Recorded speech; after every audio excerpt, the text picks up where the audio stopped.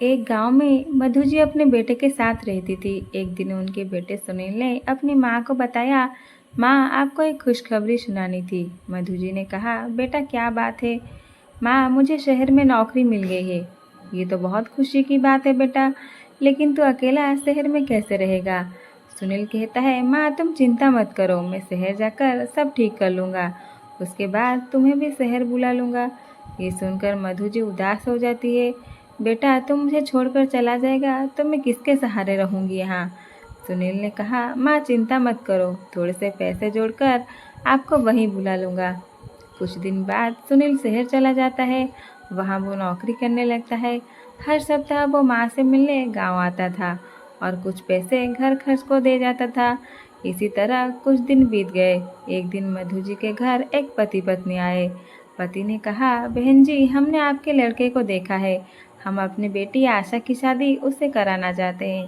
पत्नी कहती है, बहन हमारी बेटी बहुत सुंदर है और हम आपको बहुत सारा दहेज देंगे, हमारे पास बहुत पैसा है। मधु जी ने कहा, बहन जी पैसे और दहेज की बात ना कीजिए, हम दहेज नहीं लेंगे।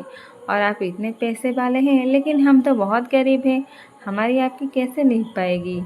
ये सुनकर पति ने जवाब दिया, बहन जी आप चिंता मत करें, यहाँ आने से पहले हमने आपके बारे में सब पता कर लिया है, हमें आपका लड़का बहुत पसंद है। सुनील से बात करके दोनों लड़की देखने जाते हैं। लड़की उन्हें पसंद आ जाती है। इसके बाद दोनों की शादी हो जाती है। शादी के बाद आशा बहू बन के घर आ जाती है। कुछ दिन गांव में रहने के बाद सुनील अपने काम पर जाने लगता है। आशा कहती है, मैं इस गांव में नहीं रह सकती, मुझे भी शहर ले चलो। सुनील कहता है, तुम कुछ दिन माँ के साथ रहो, फिर मैं तुम दोनों को शहर ले जाऊंगा। आशा ने कहा, मैं इस गरीबी में नहीं रह सकती, पता नहीं पापा ने क्या देखकर मेरी शादी यहाँ कर दी। या तो मुझे शहर ले चलो या फिर मैं अपने पापा के घर जा रही हूँ।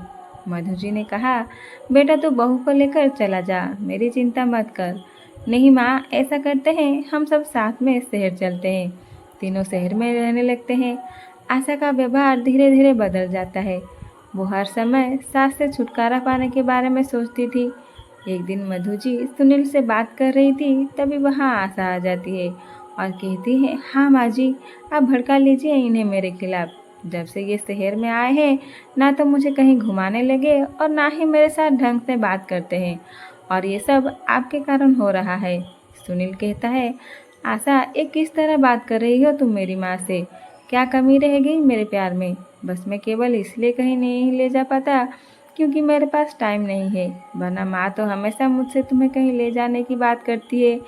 इसीलिए मेरी माँ पर झूठे आरोप लगाना बंद करो। ये सुनकर आशा और गुस्से में आ गई। मधु जी ने कहा, बेटी गुस्सा मत कर, मैं इससे बात करती हूँ। सुनील तू आज ही बहू को कहीं घुमाने ले जा और जो वो कहे उसकी हर बात माना कर। रहने दीजिए माँ जी, आप ही इन्हें भड़काती है और मेरे सामने भली बनने का नाटक कर रही हैं। मुझे अब कहीं नहीं जाना, और जाना भी होगा तो आपसे पूछने की ज़रूरत नहीं है। ये सुनकर वो कमरे में चली जाती है। उसकी इस बात से मधु जी बहुत दुखी होती है। उनके अरमानों पर पानी फिर जाता है। इधर सुनील भी बहुत दुखी होता है। अगले दिन से आशा ने दोनों के लिए खाना बनाना बंद कर दिया और सुनील के जाने के बाद अपने पिता के घर चली जाती। घर का सारा काम मधु जी करती और जब सुनील के आने का समय होता तो उससे 1 घंटे पहले आशा आ जाती थी। इस बात का सुनील को जरा भी पता नहीं था।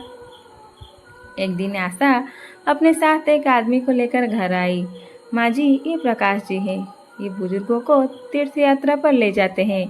1 महीने की यात्रा है जिसमें सारे तीर्थ कराते हैं, बहुत कम खर्च में। मैंने पैसे जमा करा दिए हैं, अब शाम को ही इनके साथ चली जाना। लेकिन बेटी एक बार सुनील से तो पूछ लेने दे। आशा ने कहा, नहीं माँ जी, वो आपको जाने नहीं देंगे और ऐसा मौका आपको दोबारा नहीं मिलेगा।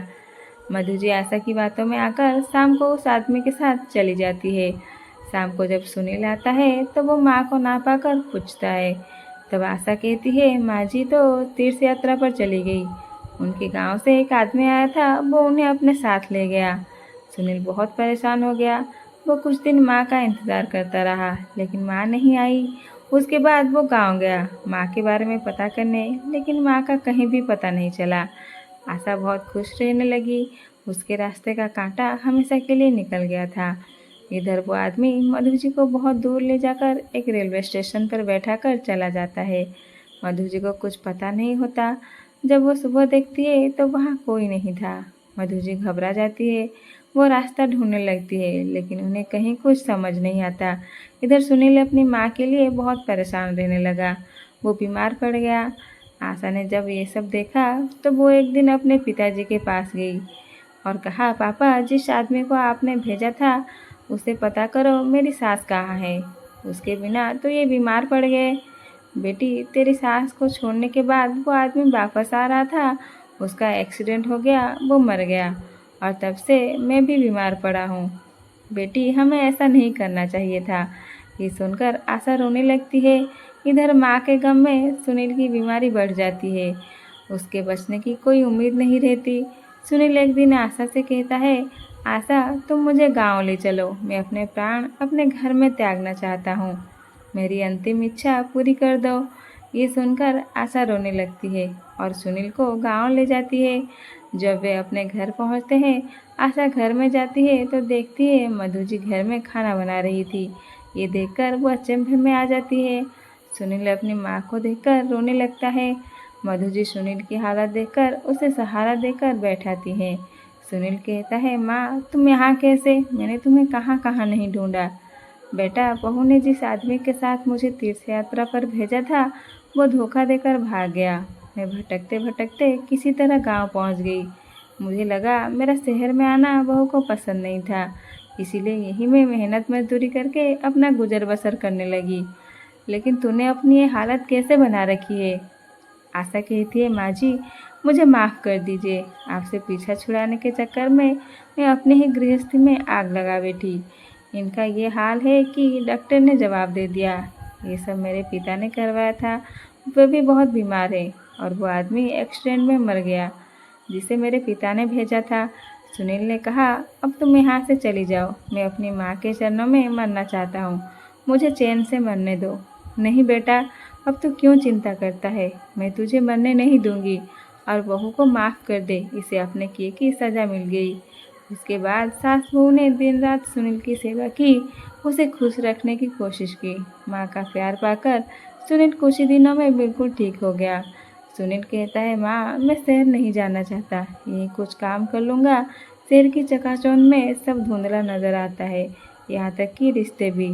कुछ दिन बाद आशा के पिताजी घर आए और मधु जी के पैरों में गिरकर माफ़ी मांगने लगे।